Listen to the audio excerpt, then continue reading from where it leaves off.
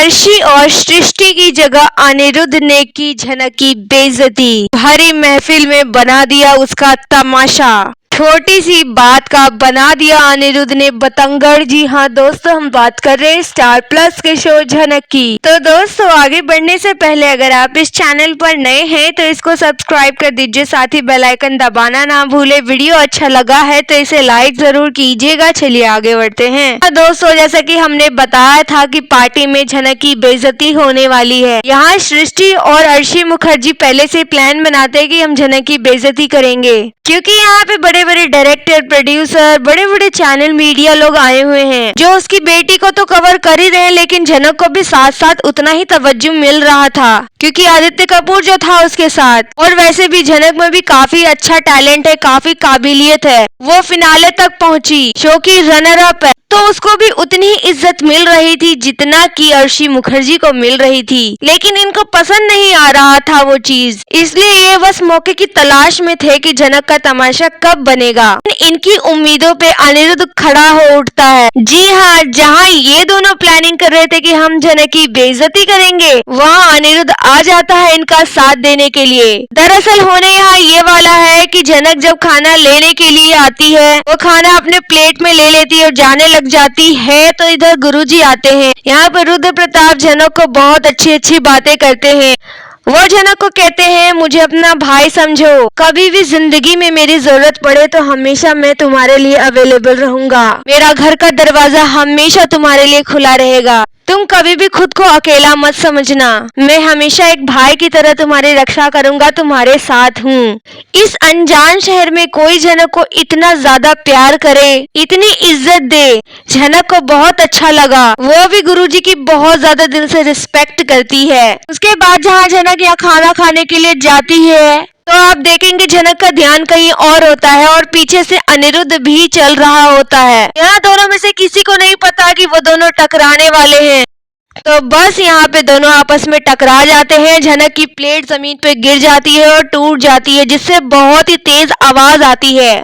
यहाँ आप देखेंगे सभी लोगों का अटेंशन इन दोनों की तरफ आ जाता है कि अचानक क्या हो गया, ये कैसी आवाज थी। इधर अनिरुद्ध का पूरा हाथ, शर्ट, कोट सब कुछ खराब हो जाता है और झनक भी बहुत ज्यादा खुद को गिल्टी फील करती है कि गलती से हो गया। लेकिन यहाँ अनिरुद्ध को बहुत ही सॉलिड मौका मिल चुका था झनक के ऊपर अपना गुस्सा उतारने का। वो झनक को बोलता है, व्हाट द हेल झनक, तुम देखकर नहीं चल सकती थी, तुम्हारा ध्यान कहाँ था। यहाँ झनक माफी मांगती है। वो बोलती है, मेरा ध्यान कहीं और था, इसलिए गलती से हो गया। आप देखेंगे कि इधर अनिरुद्ध झनक को तो डांटता ही और जानबूझकर आदित्य कपूर को यहाँ घसीटता है। वो कहता है कि तुम्हारा ध्यान होगा ही क्यों, अब तो तुम्हारा ध्यान सिर्फ और सिर्फ आदित्य कपूर पर जो है, तुम्हें मैं क्यों ही दिखूंगा। झनक कहती है, हाँ मुझे आप दिखे नहीं इसलिए ही तो गिर गया।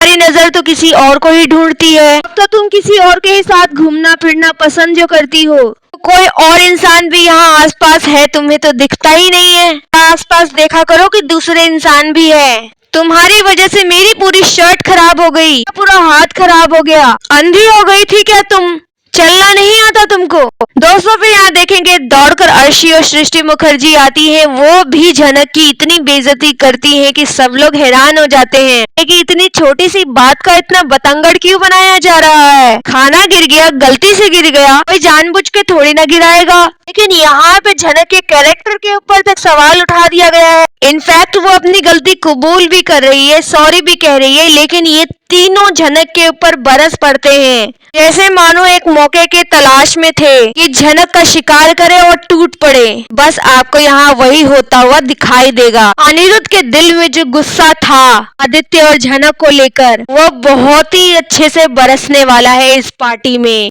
झनक भी अनिरुद्ध के ऐसे गुस्से को देख के काफी हैरान होने वाली है कि जो इंसान मेरे लिए किसी टाइम प्रोटेक्टिव हुआ करता था, जो मेरा सहारा बना हुआ था, आज उसने भरी महफिल में मेरा तमाशा बना के रख दिया है। वैसे दोस्तों, अनिरुद्ध की ये बात बहुत ही कमाल की है कि उसे जब झनक पे गुस्सा आता है तो वो भरपूर उतारता है, बहुत कुछ खरी खोटी सुनाता है, उसकी आवाज भी तेज हो जाती है। लेकिन जब अर्शी पे गुस्सा आता है तो उसको क्यों नहीं कुछ सुना पाता? उसके सामने बात करते वक्त उसकी आवाज तेज क्यों नहीं होती? क्योंकि झनक यहाँ कमजोर है, खुद को कमजोर दिखाती है, अंडर कॉन्फिडेंट दिखाती है, कुछ ज्यादा ही प्यार से बात करती है अनिरुद्ध से। इसका फायदा अनिरुद्ध उठा लेता है। लेकिन अर्शी तो अनिरुद्ध को अपने पैरों के नीचे रखती है। वो अनिरुद्ध की एक ऊंची आवाज को बर्दाश्त नहीं कर सकती, इसलिए अनिरुद्ध डरता है अर्शी से। क्योंकि अगर बातें सुनाने की बात की जाए तो अर्शी कम नहीं है, उसने भी बहुत कुछ ऐसी बातें कही है अनिरुद्ध को, जिसके लिए अनिरुद्ध को भी बहुत अच्छा खासा सा गुस्सा करना चाहिए था अर्शी के ऊपर। लेकिन अनिरुद्ध में ऐसी हिम्मत कहाँ कि वो अर्शी से जवान लड़ा सके। उसका गुस्सा तो बस सिर्फ और सिर्फ झनक पे ही उतरता है और झनक भी हमेशा की तरह बर्दाश्त कर लेती है। झनक के साथ हुए इस बदतमीजी का वो देगी करारा जवाब अनिरुद्ध को, या फिर हमेशा की तरह मासूम बनकर चुपचाप खड़ी रहेगी? दोस्तों, आपको क्या लगता है कि झनक को जवाब देना चाहिए अनिरुद्ध को सबके सामने, कि झनक की बेइज्जती सबके सामने हुई है तो उसको जवाब भी सबके सामने देना चाहिए? आपकी जो भी राय है आप हमें कमेंट में बताइए। वीडियो अच्छा लगा है तो इसको लाइक कीजिए, सब्सक्राइब कीजिए फॉर मोर अपडेट्स। धन्यवाद।